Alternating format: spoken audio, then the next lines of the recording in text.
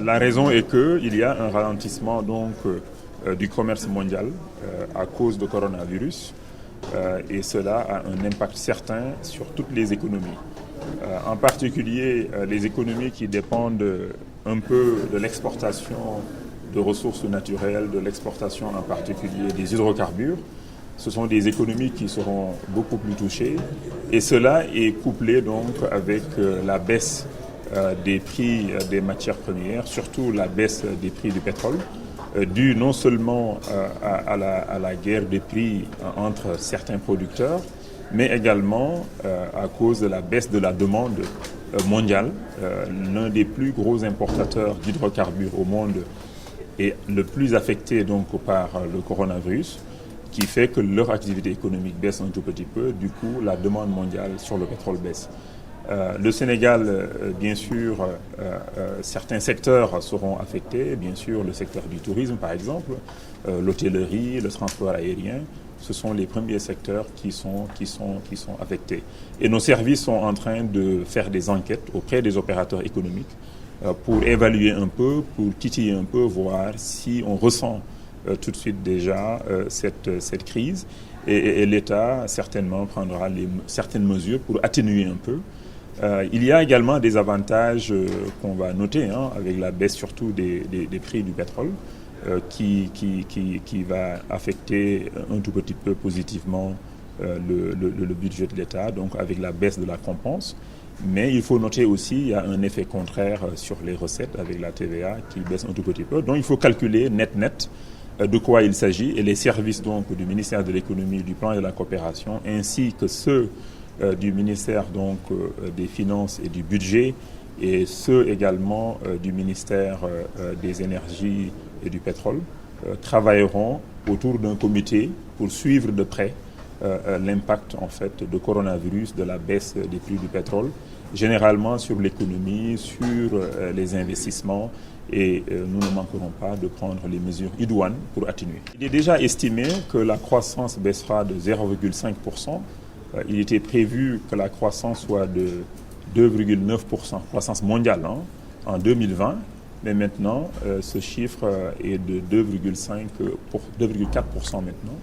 Et en espérant que ce fléau sera contenu, nous voyons déjà que les différents pays prennent des mesures hardies pour essayer de contenir un peu. Nous avons vu que dans notre pays, le président de la République a immédiatement convoqué un conseil présidentiel, un plan d'action est déjà mis en place. Ce matin, j'ai rencontré les bailleurs, les partenaires au développement du Sénégal avec mon collègue, le ministre de la Santé et de l'Action sociale, pour un peu parler des besoins du Sénégal, du financement du plan, mais également des investissements supplémentaires qui vont être faits dans les régions pour que, si jamais ce fléau se maintenait, que notre pays ait quand même les capacités d'accueil également en dehors de la région de Dakar. Aujourd'hui, c'est plus Dakar, tout le monde vient vers Dakar, mais il est important que dans certaines régions, qu'on ait également un dispositif d'accueil, de suivi, de traitement aussi d'éventuelles personnes affectées.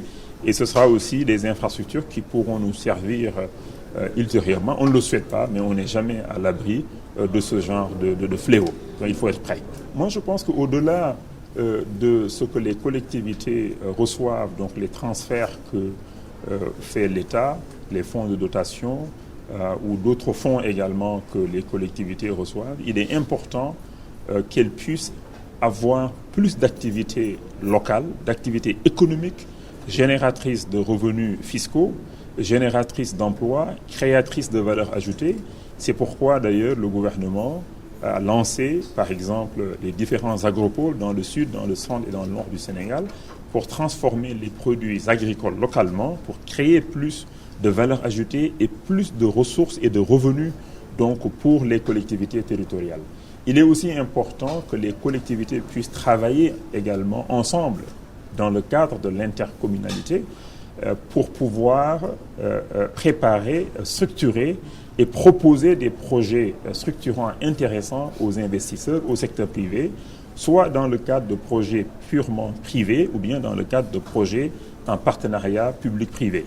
nous sommes en train de réformer un peu la gouvernance des PPP au Sénégal pour tenir compte de ces aspects, mais surtout aussi tenir en compte le risque en fait dans les PPP, les engagements que les collectivités ou l'État seraient amenés à prendre, que ce soit des engagements raisonnables ou pas d'engagement, seulement peut-être que les collectivités et l'État mettent à la disposition des investisseurs le cadre qui est intéressant et des projets bancables qui leur permettent donc d'investir et de recruter des personnes localement et d'offrir des services que peut-être la collectivité ne peut pas elle-même offrir donc aux populations. Donc c'est dans le cadre de partenariats PPP, mais équitables, transparents, qui ne sont pas risqués pour les collectivités et qui ne nécessitent pas vraiment d'engagement des collectivités. Ce qu'il faut éviter, c'est qu'il y ait des engagements dans le futur qui vont en quelque sorte utiliser tout le budget futur des collectivités. C'est ce que le ministère va éviter avec l'unité PPP qui va conseiller, accompagner les collectivités à faire des PPP qui sont bancables et viables et équitables et transparents. Nous avons dans toutes les régions du Sénégal des services de planification. Nous avons également l'unité PPP. Il y a des ressources que les bailleurs ont pour aider à préparer des projets. Il est important de pouvoir faire des études structurées, préparer des projets.